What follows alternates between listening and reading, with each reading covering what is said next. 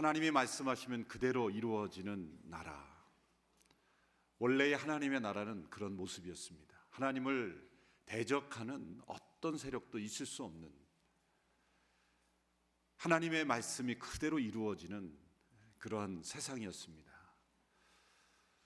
우리가 이 특별 새벽 기도를 통해서 이 창세기의 말씀을 붙잡고 기도해야 하는 가장 중요한 기도의 제목은 바로 이것입니다. 하나님의 말씀대로 내 삶 속에 그대로 이루어지는 하나님의 나라가 회복되게 하여 주옵소서. 하나님을 대적한 것은 피조물들 가운데 하나님께서 만물의 통치자로 세우셨던 인간이었습니다. 땅에 있는 풀이나 바다의 물고기나 하늘을 나는 새가 아니라 하나님을 배반할 수 있는 가능성을 주신 하나님의 형상대로 창조된 인간들이 하나님을 대적함으로 그 태초에 하나님께서 창설하신 하나님의 나라의 반역이 이루어진 것이죠. 우리 안에 그러한 반역의 세력들, 하나님의 말씀에 대한 대적의 세력들이 있다는 것을 우리는 인정해야 합니다. 그래서 그 말씀 앞에 우리가 기도로 나아갈 때 하나님의 말씀 앞에 모든 대적들이 떠나가고 주의 말씀이 내 안에 그대로 이루어지게 하옵소서. 그것이 기적의 역사가 나타나고 내 안에 하나님의 나라가 이루어지고 우리 가정과 일터와 또 교회와 이 나라 민족 가운데 하나님의 나라가 온전히 임하게 하소서. 바로 그것이 우리의 기도의 제목이 되어야 될 줄로 믿습니다. 하나님께서 우리 피조물들이 필요해서, 인간의 도움이 필요해서 창조하신 것이 아닙니다. 하나님의 그 넘치는 사랑으로, 또 넘치는 기쁨으로, 넘치는 만족으로 우리를 통하여서만 영광 받으셔야 하는 것이 아니지만 하나님은 우리와 함께 그 영광과 기쁨을 나누기를 원하셨다는 거죠. 6일 동안의 시간이 하나님이 필요하신 것이 아닙니다. 단 한순간에도 그 모든 것을 다 이루실 수 있는 그 하나님께서 6일간의 창조를 통해 만물을 있게 하신 그 이유는 바로 모든 것을 질서와 조화를 따라 일하시는 그 하나님의 성품과 그 하나님의 일하시는 방법을 우리에게 가르쳐 주시는 거죠. 하나님은 질서의 하나님, 조화의 하나님이십니다. 그래서 우리에게 삶의 모델을 보여주신 것이죠. 6일 동안의 노동과 또 하루 동안의 안식, 제7일의 안식까지 창조하심으로 하나님이 하시는 일을 마쳤다라고 말합니다. 이 안식은 창조에 있어서는 제일 마지막이지만 또 보이지 않는 것이지만 그런 하나님의 창조의 목적입니다. 우주 만물이, 모든 만물이, 인간과 모든 피조물들이 하나님 안에서 누리는 이 샬롬, 모든 것이 질서 있고 조화롭게 움직여지는 이 하나님의 안식에 우리를 초대하신 것입니다. 그러기 위해서 제7일이라는 시간을 구별해야 된다고 말씀드렸습니다. 하나님이 6일 동안 창조하신 이 만물, 그것은 다 공간의 영역에 속하는 것이죠. 그 공간과 물질을 개발하고 통치하고 다스려 가다 보면 영혼에 속하신 하나님, 그 하나님의 임재하심을 잊어버리고 살 수 있기 때문에 이 제7일의 시간을 구별함으로써 우리는 이 공간, 하나님이 주신 물질 가운데 살지만 영원하신 하나님과 더불어서 살 수 있도록 이 안식의 시간을 우리에게 구별해 주신 거예요. 그래서 제7일에 구별된 시간이 없으면 우리는 방황하는 인생을 살 수밖에 없는 것입니다. 그러므로 우리가 안식을 지키는 것이 아니라 이 안식이 우리를 지켜주는 거고 우리가 생명의 능력 가운데 살아갈 수 있도록 우리를 지켜주시는 것이 바로 이 하나님의 안식입니다. 단순한 육체적인 쉼이 아닙니다. 영과 육과 그리고 하나님과 이 모든 피조물까지도 하나님의 안식을 누리는 것, 이 안식을 침해하고 이 안식을 넘어서는 어떤 피조물도 하나님은 용납하지 않으십니다. 오늘 2장의 본문에 들어서면은 다시 인간 창조의 기록이 새로운 각도에서 기록되고 있습니다. 1장에서 하나님께서 26절, 27절에서 하나님께서 인간을 창조하실 때 하나님의 형상대로 창조하셨다. 그리고 그 하나님의 형상인 인간에게 만물을 통치할 수 있는, 다스릴 수 있는 그런 권세를 허락하셨다고 기록이 되어 있습니다.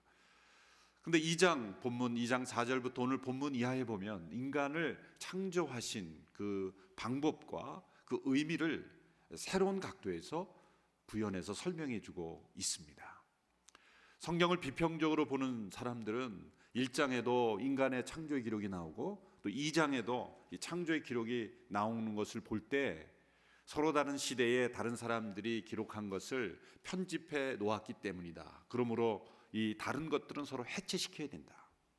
비평적 사고를 가진 사람들의 단점은 서로 다른 것을 다른 각도에서 조화 있게 바라보게 하지 못하고 그것을 해체시킴으로써 오히려 더 무너뜨리고 망가뜨리는 그런 오류가 있는 거죠. 예수님의 생애와 기록을 사복음서로 기록함으로써 이 네 가지의 각도에서 예수님의 삶과 사역을 조명했던 것처럼 인간 창조라는 것을 1장의 각도와 2장의 각도, 다른 각도에서 봄으로써 서로 보완해 주는 거죠. 1장에서는 하나님께서 인간은 모든 피조물 중에 하나다. 제6일간에 창조된, 그래서 다른 모든 피조물들을 다 창조하고 제일 마지막에 창조된 피조물 중에 하나로서 인간을 강조하신 거죠. 2장에 들어서면은 인간은 피조물 중에 하나지만 단순한 피조물 중에 하나가 아니다. 유일한 하나님의 형상대로 지음을 받은 인간만이 가진 독특한 능력, 하나님이 부어주시는 축복, 그 모든 것들이 유일한 그런 능력을 가진 존재다. 그러므로 오히려 인간을 제일 앞에 두고 그 인간을 위해서 다른 모든 피조물들이 존재하는 것으로 묘사하고 있다는 거예요. 또 1장에서 하나님께서 인간을 창조하실 때는 하나님께서 하나님의 형상대로 창조하셨다. 남자와 여자로 창조하셨다. 마치 말씀으로 모든 만물을 창조하듯이 하늘에서 하나님께서 모든 피조물을 창조하신 것처럼 기록이 되어 있지만 2장에서는 그 하나님께서 땅으로 내려오시죠. 땅에서 흙을 취하시고 손으로 그 흙을 만지시고 빚으시고 그리고 그 코에 하나님의 입을 대시고 생기를 불어 넣어 주심으로 생명체게 되게 하신 것. 얼마나 우리 인간과 더 가까이 계시는 하나님을 느끼게 합니까? 하나님께서 저 하늘에 계시지 않고 이 땅에서 일하시고 역사하시는 하나님, 보다 더 가까이 계시는 하나님으로 우리에게 다가오고 있지요. 1장에서 인간은 하나님을 위해서 존재하는 인간이다 라고 기록이 되어 있지만 2장에서의 기록을 보면 인간을 위해서 일하시는 그 하나님, 인간을 위해서 에덴 동산을 만드시고 인간을 거기에 두시고 인간을 직접 만드시고 생명과 호흡을 불어넣어 주시는, 인간만이 하나님의 생기를 직접 부여받은, 그 코에 하나님의 영, 하나님의 호흡, 하나님의 생기를 나누어 가진 존재로 어떤 피조물에게도 하나님께서 하나님의 호흡, 하나님의 생기를 불어넣으신 존재가 없습니다. 오직 인간만이 하나님의 호흡을 부여받은 존재이죠. 1장에서 하나님은 천지를 창조하신 그 창조주 하나님으로서 계시지만 2장에 나타난 하나님은 아버지와 같이 따뜻하고 인자하고 함께 친밀하게 에덴 동산에서 함께 사시는 그런 아버지 하나님의 모습으로 보여주고 있다는 거죠. 이 두 가지 측면을 우리가 함께 놓치지 말아야 된다는 것을 강조하기 위해서 다시 한번 인간 창조의 기록을 덧붙여 기록한 것이죠. 하나님은 거기 저 멀리 계시는 하나님일 뿐만 아니라 여기 나와 함께 동행하시고 함께 거하시는 하나님이시라는 거예요. 그래서 2장의 4절부터의 기록을 보면 하나님의 명칭이 바뀌죠. 2장 3절까지 어제 본문까지의 하나님은 그냥 하나님, 히브리어는 엘로힘이라고 되어 있습니다. 창조주 하나님입니다. 근데 오늘 본문 2장 4절에 보면 이렇게 시작이 되죠. 4절의 말씀을 우리 같이 한번 읽어볼까요? 시작. 하늘과 땅이 창조됐을 때 여호와 하나님께서 땅과 하늘을 만드시던 날의 기록이 이렇습니다. 여호와 하나님이라는 하나님의 명칭이 2장 4절부터 등장을 합니다. 성경을 비평적으로 보는 분들은 이러한 문제도 모세오경에 여러 하나님의 이름이 몇 가지로 나오기 때문에 이것은 다른 시대 사람들이 그들이 불렀던 하나님의 이름을 다른 상황 속에서 기록한 것이므로 짜깁기 된 것을 해체해야 진짜 성경을 발견할 수 있다. 그래서 성경을 막 해체하기 시작합니다. 하나님의 이름으로 된 것, 여호와 하나님의 이름으로 된 것, 또 이런 여러 가지 문서로 편집된 것을 다 해체시켜서 결국 남는 게 뭡니까? 성경 껍데기밖에 없는 거예요. 다 해체시키는 거예요. 성경은 믿을 수 없는, 성경에 나타난 유기적인 조화, 하나님의 계시의 질서, 그 담긴 의미를 다 해체시켜 버리고 인간의 한 이성적인 가정, 이성적인 어떤 학문적인 이 가정으로 모든 성경을 판단해 버리는 심각한 오류에 빠지는 거죠. 그런 사고에 빠지면 성경을 믿을 수 없는 게 돼버리는 거예요. 인간의 머릿속에서 인간의 아이디어 속에 나온 거예요. 창세기 우리가 1장부터 며칠 동안 묵상해 봤죠. 이것이 어떻게 인간의 아이디어에서 나올 수 있겠습니까? 여호와 하나님이라는 이름을 쓴 이유는 여호와, 야훼라고 부르는 여호와는 특별히 인간과 관계해서 사용될 때 쓰시는 명칭입니다. 인간과 언약을 맺으시고 그 언약에 신실하시고 그 언약을 지키시기 위해서 나중에 십자가에 못 박히시기까지 자신의 생명을 다해 사랑하시고 우리를 위해 모든 것을 내어주시는 구원자 하나님을 가리켜 여호와라고 부르는 거예요. 여호와. 사실 이 당시의 사람들은 아직 여호와 하나님이 무슨 의미인지 잘 모르죠. 그래서 출애굽기에 보면은 너희가 하나님으로서는 알지만 아직 여호와로는 너희가 모른다. 그 여호와의 하나님을 언제 경험합니까? 출애굽 때 경험하는 거예요. 우리를 구원하시고 선택하신 백성을 구원하시는 그 하나님을 경험한 것이 출애굽 때에 비로소 그들은 여호와 하나님이 이런 분이구나. 여호와의 이름을 그때야 비로소 경험하게 되는 것이죠. 어쨌든 인간 창조와 더불어서 인간과 관계하시고 교제하시고 언약을 맺으시고 그들의 삶에 신실하게 역사하시는 그 하나님을 가리켜 여호와, 그래서 여호와 하나님으로 부르게 된 것이죠.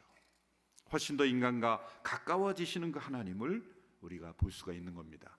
이 하나님께서 인간을 어떻게 창조하셨는지를 2장 7절에서 다시 한번 이렇게 기록하고 있습니다. 2장 7절의 말씀입니다. 시작.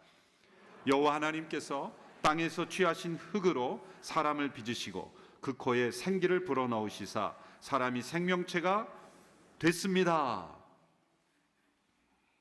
땅에서 취하신 흙으로 사람을 빚으셨다. 너는 흙이니 흙으로 돌아갈지니라. 죽은 시신을 땅에 묻으면 흙으로 돌아가죠. 너무나 정확한 과학적으로도 사실이죠. 흙과 성분이 비슷한 미네랄을 우리 몸이 포함하고 있죠. 과학적으로도 증명된 바입니다. 그러나 흙으로만 사람은 빚어진 것이 아닙니다. 하나님의 생기를 우리가 부여받았다는 거예요. 우리 코에 생기를 불어넣어 주심으로 하나님께서 우리가 살아있는 생명체가 되게 하셨어요. 그러므로 우리가 하나님의 창조물이라는 것, 하나님의 생명체라는 것, 하나님의 호흡을 부여받았다는 사실은 언제 나타납니까? 어떤 목사님은 그렇게 말씀하시더라고요. 우리 하루의 일과 중에서 가장 하나님께서 영광 받으시는 때는 언제인가? 우리가 잠잘 때이다. 왜냐하면 그 코에 생기를 넣어주신 하나님을 우리가 볼 수 있기 때문이다. 사실 잠잘 때 우리는 아무것도 하지 못해요. 그런데 그 코에 호흡이 붙어있는 이유는 뭡니까? 우리가 무엇을 해서가 아니라 하나님이 우리 코에 생기를 넣어주신 그 하나님의 생기 때문에 우리가 호흡이 지탱되고 있는 거죠. 하나님께서 그 호흡을 거두시면 우리의 인생은 끝나는 거예요. 그러므로 우리의 잠자는 순간이 정말 하나님이 가장 영광 받은 시간이에요. 비교적 죄를 적게 짓잖아요. 물론 꿈속에도 죄를 질 수 있지만 잠자면서까지 죄를 짓겠습니까? 네. 죄도 안 짓죠.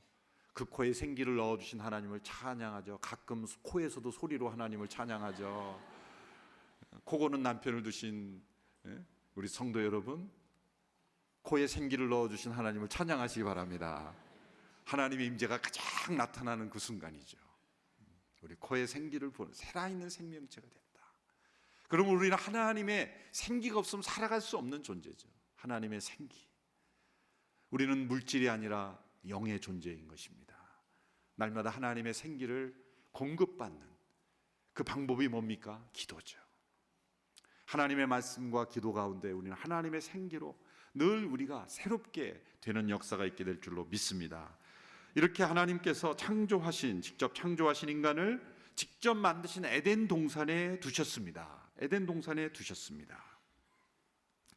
8절과 9절을 한번 보실까요? 8절과 9절, 2장 8절 9절 같이 읽겠습니다. 시작. 여호와 하나님께서 동쪽에 에덴의 동산을 만드시고 손수 빚으신 그 사람을 거기에 두셨습니다. 그리고 여호와 하나님께서는 보기에도 아름답고 먹기에도 좋은 온갖 나무가 땅에서 자라게 하셨습니다.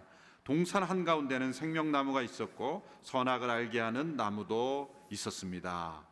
하나님께서 동쪽에 에덴의 동산을 만드셨다. 구체적인 장소입니다.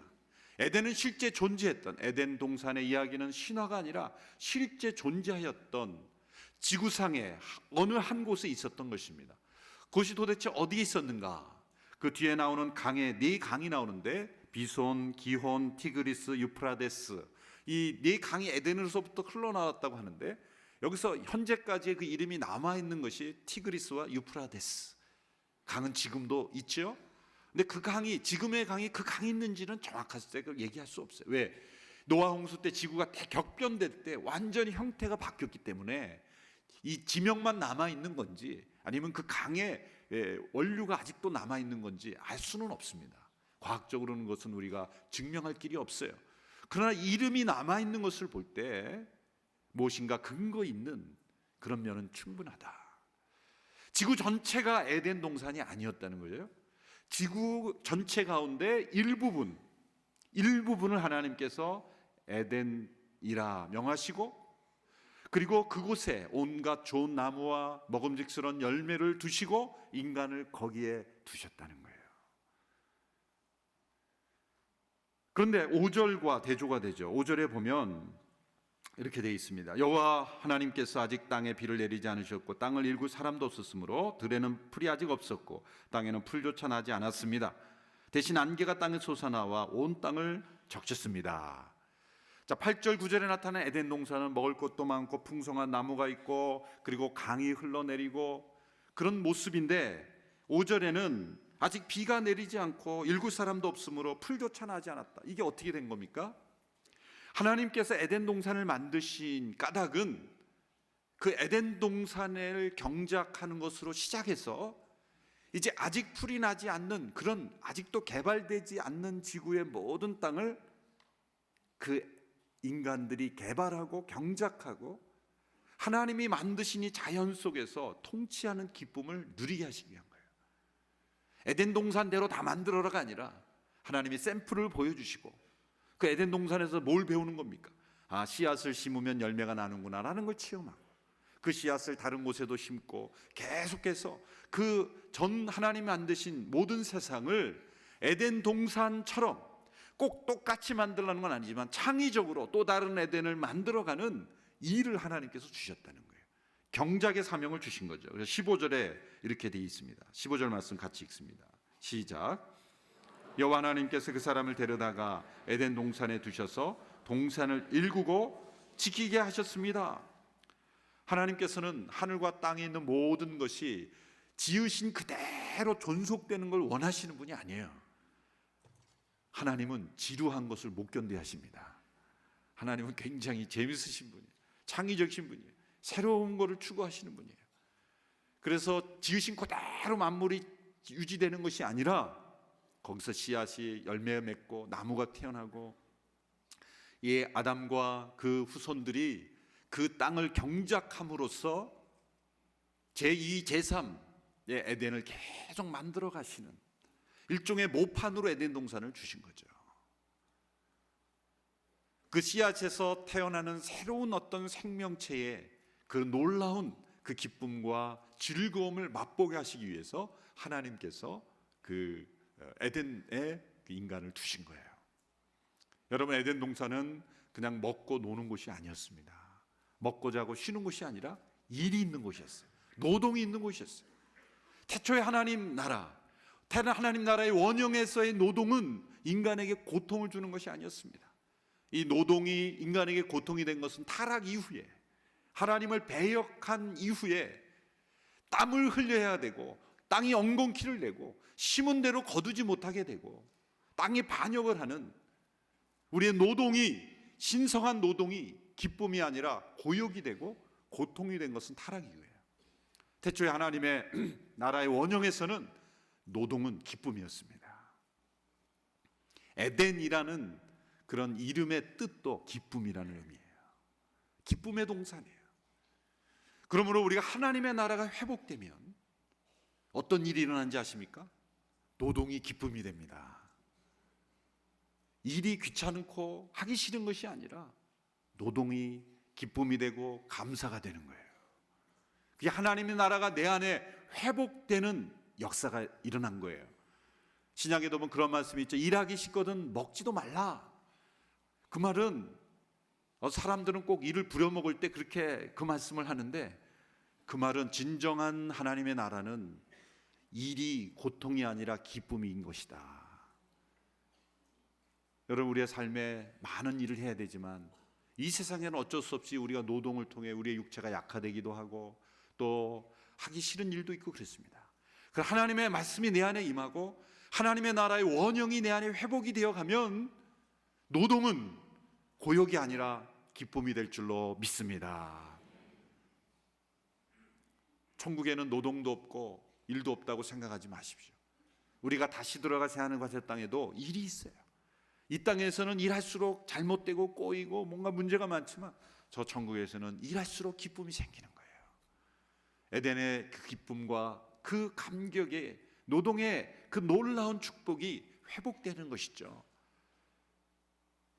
지옥을 설명할 때 지옥을 이렇게 말합니다. 지옥에는 거기는 일도 없고 계획도 없다.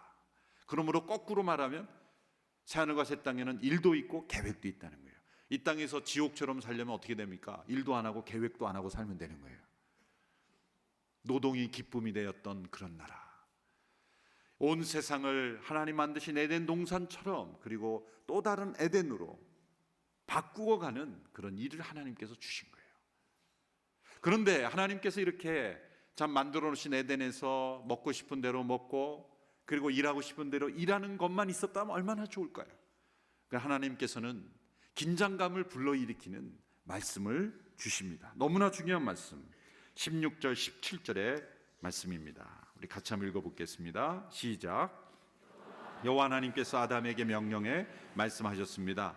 너는 이 동산의 각종 나무의 열매를 마음대로 먹을 수 있다.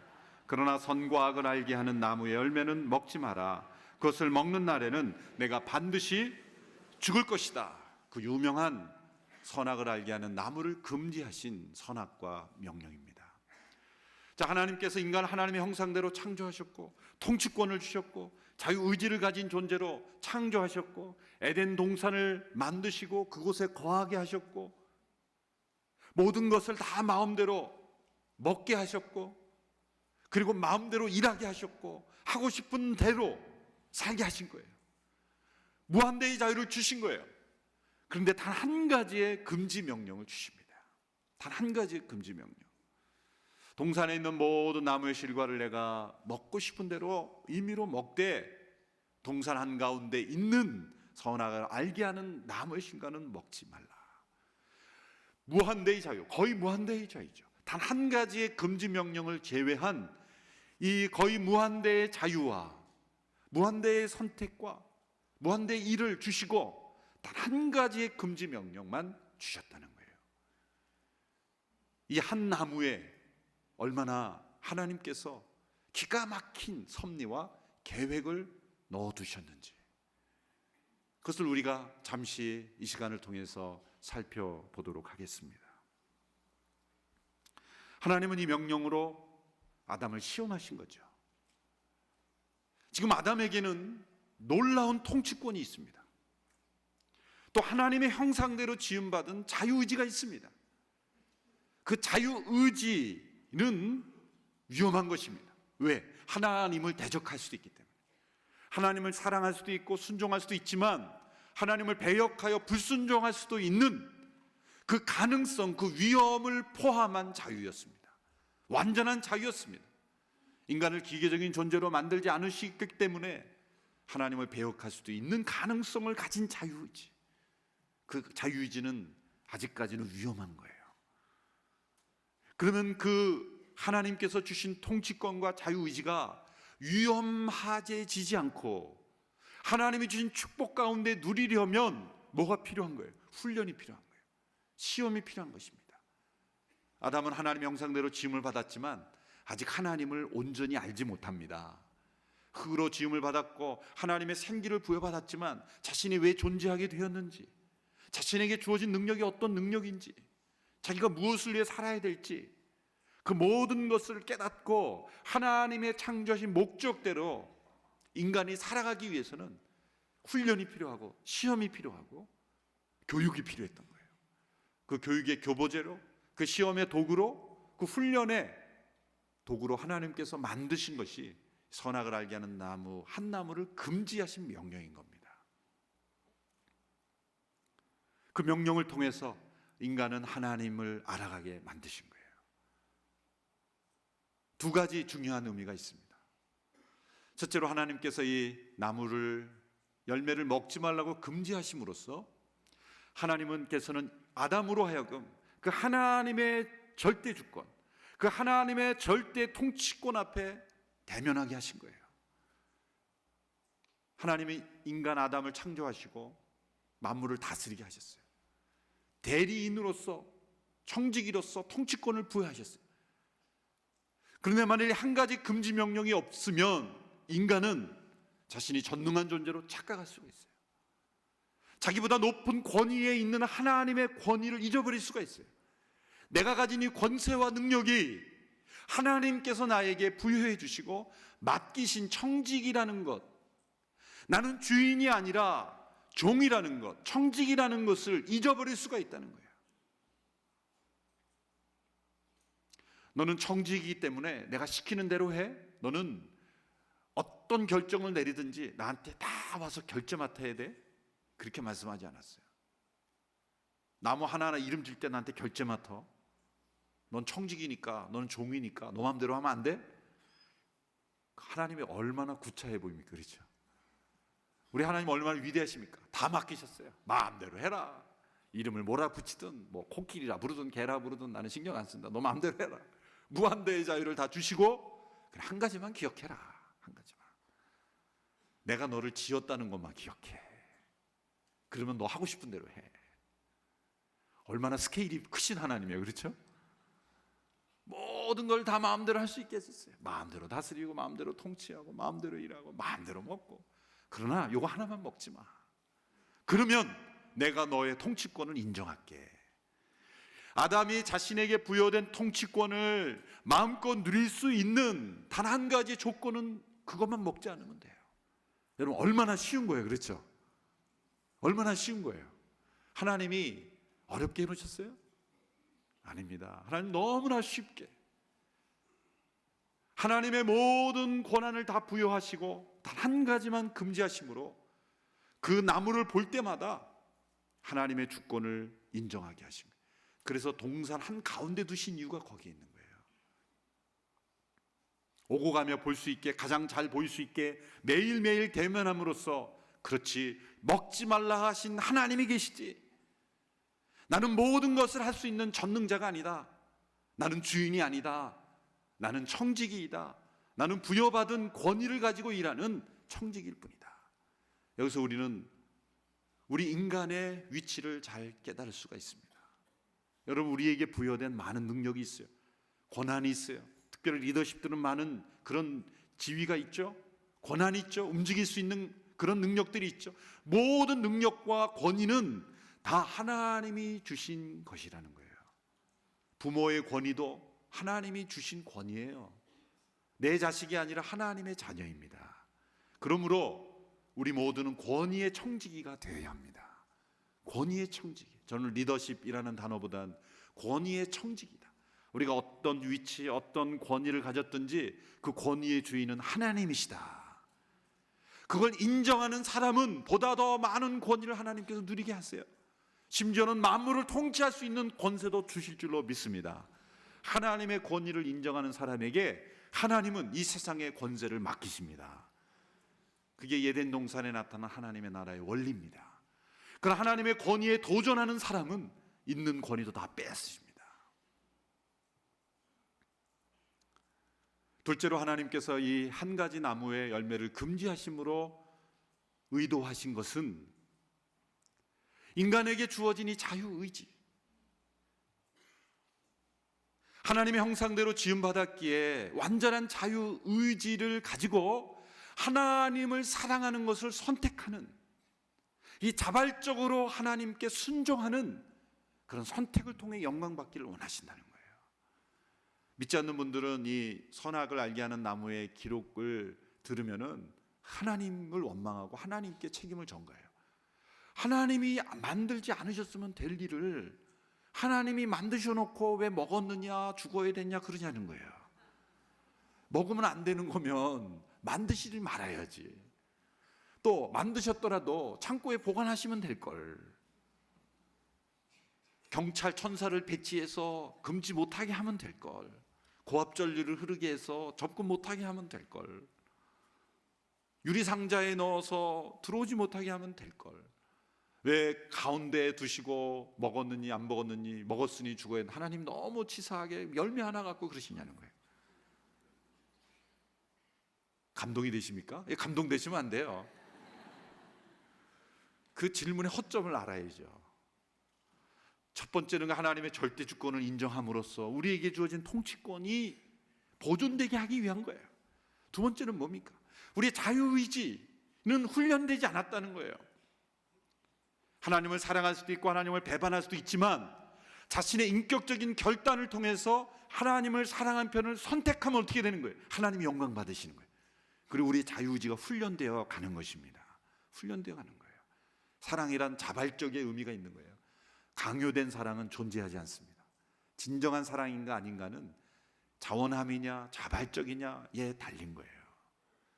정말 하나님을 사랑한다면 자발적으로 하나님을 사랑하고 순종해야 하나님께서 영광 받으시는 거예요. 그러므로 하나님은 우리가 따먹을 수도 있고 따먹지 않을 수 있는 그런 상황 속에서 스스로의 인격적인 선택을 통해, 자발적인 선택을 통해서 따먹지 않는 편을 선택하심으로 하나님이 영광 받기를 원하신다는 거예요. 여러분의 어린 자녀에게 한번 시험해 보세요. 여러분이 자녀가 좋아하는 과자나 케이크를 식탁 위에 올려놓고 눈에 잘 보이게, 잘 띄는 곳에 두고 이렇게 한번 명령해 보세요. 너 이거 먹지 마. 먹으면 죽어. 그 명령을 줘요. 그래서 이제 출근하고 돌아오면은, 회사 갔다가 돌아오면은 그 케이크를 한번 딱 보죠. 과자를 보면 곳곳에 침이 흘려진 흔적이 있어요. 이렇게 주변을 맴돌면서 침을 흘렸던 흔적이 있는데 안 먹은 거예요. 부모가 이렇게 질문합니다. 너 이거 안 먹었어? 먹고 싶지 않았어? 먹고 싶었지. 왜 안 먹었어? 아빠가 먹지 말라 그랬잖아. 그럴 때 엄마가 먹지 말라 그랬잖아. 그럴 때 그 아빠 엄마는 어떻게 된 거예요? 영광을 얻은 거예요. 자녀를 통해 영광을 얻은 거예요. 자, 먹을 수도 있고 그까짓 거 먹어버릴 수도 있는데 먹지 말라는 명령을 기억하면서 부모의 명령에 순종할 때, 그 권위에 순종할 때 자녀는 부모를 영화롭게 한 거예요. 그리고 자녀는 그 인격적인 훈련을 해가는 거예요. 하나님은 그걸 원하셨다는 거예요. 기계적인 존재로 만들지 않으셨다는 증거가 여기 있는 거예요. 만일 이 금지 명령을 주지 않았더라면 인간은 인간이 아닌 거죠. 하나님이 인간을 얼마나 인격적으로 대우하셨습니까? 하나님은 인간으로부터 이런 인격적인 영광을 얻기를 원하시고, 정말 인간이 자신의 선택을 통해 하나님이 부여하신 통치권, 우리에게 주어진 이 모든 자유의지를 누리는 위험이 축복이 되고 안전하게 되는 그런 장치를 이 금지 명령을 통해서 해 주셨다는 거예요. 만일 이 명령이 없었더라면 타락은 없었겠죠. 그러나 인간은 하나님을 몰랐을 겁니다. 하나님은 위험이 없는 길보다는 위험을 넘어서서 하나님의 천지 창조의 목적을 이루시는 데 목적이 있는 거예요. 결국 인간이 타락해서 잘못된 선택을 했지만 그로 인해서 이 역사는 끝나지 않았어요. 하나님은 예수 그리스도를 통해 우리를 회복시키시고 다시 한번 우리 인격적인 결단을 통해서 하나님을 영화롭게 할 수 있는 회복을 허락하셨다는 거예요. 그러므로 하나님의 창조는 실패하지 않았습니다. 과정이었을 뿐인 거예요. 과정이었을 뿐이에요. 괜히 하나님이 나무를 만드셔서 금지하셔서 하나님의 능력이 부족해서 실패한 것이 아니라 하나님의 창조의 계획이 이루어지고 있는 것입니다.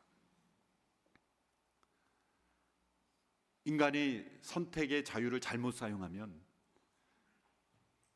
자유를 선택할 그런 능력을 잃어버리는 거예요.